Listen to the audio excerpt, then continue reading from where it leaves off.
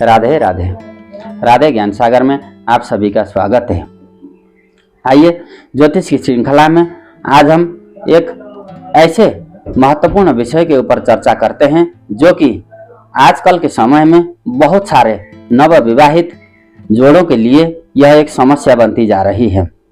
Career के हिसाब से हो या फिर जॉब हो या फिर इंडिपेंडेंट होने की लालसा आजकल के पढ़े लिखे नौजवानों को इतनी रहती है कि जब तक वो कहीं अपना स्थायी नौकरी और परमानेंट सेटलमेंट के विषय में संबद्ध नहीं हो जाते हैं तब तक जो है संतान उत्पादन की प्रक्रिया में वो आगे नहीं बढ़ना चाहते हैं। और जीवन में हमारे शरीर की निश्चित आयु होती है और शरीर में निश्चित ऊर्जा होती है और शारीरिक क्षमताएं उम्र के हिसाब से उनकी सीमितता कम होती जाती है।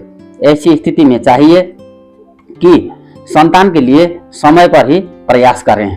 संतान के लिए बहुत सारे नवविवाहित दंपतियों का तो समय पर संतान हो जाते हैं, पुत्र भी होंगे पुत्री भी होंगे, लेकिन बहुत सारे जोड़ों के कुंडली में ऐसे भी योग बने होते हैं कि संतान के लिए बहुत सारा मेहनत करना पड़ता है, हॉस्पिटलों के चक्कर लगाने पड़ते हैं, मेडिकल ट्रीटमेंट, विटामिन सप्लीमेंट्री इत्यादियों का भी सेवन लंबे समय तक करना होता है।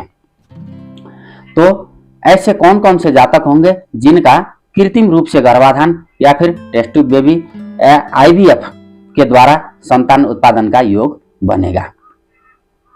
कुंडली में यदि पंचम भाव के अधिपति चंद्रमा और राहु के साथ चर राशि में अर्थात मेष, कर्कट, तुला और मकर राशि में होंगे और पंचम भाव में यदि अगर शनि बैठे होंगे तो ऐसे जातक का IVF के द्वारा संतान उत्पादन होंगे।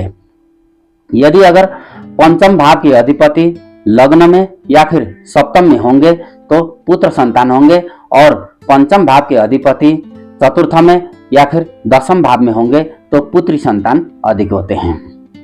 लग्न से लेकर अष्टम भाव में चंद्रमा होंगे और चंद्रमा से अष्टम में गुरु होंगे और दोनों में यदि कोई एक ग्रह या फिर दो ग्रह पाप ग्रहों की दृष्टि यदि अगर पड़ जाती है तो ऐसी स्थिति में भी IVF के द्वारा संतान उत्पादन करना पड़ सकता है।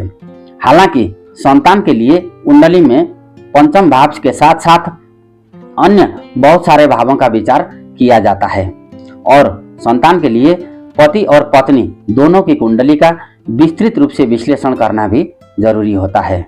और खास करके संतान तभी होते हैं जब संतान देने योग्य ग्रहों की दशा, अंतरदशा, महादशा चल रही होती है। तो यदि संतान के इच्छा रखने वाले पति पत्नियों के लिए चाहिए कि दोनों की कुंडली किसी प्रबुद्ध ज्योतिषी के पास ले जाएं और संतान के लिए सही समय का निर्धारण ज्योतिषियों के द्वारा और अपने कुंडली को देख करके करें।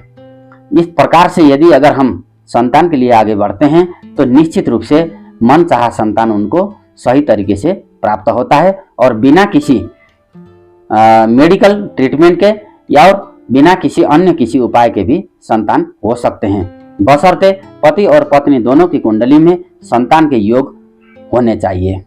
राधे राधे।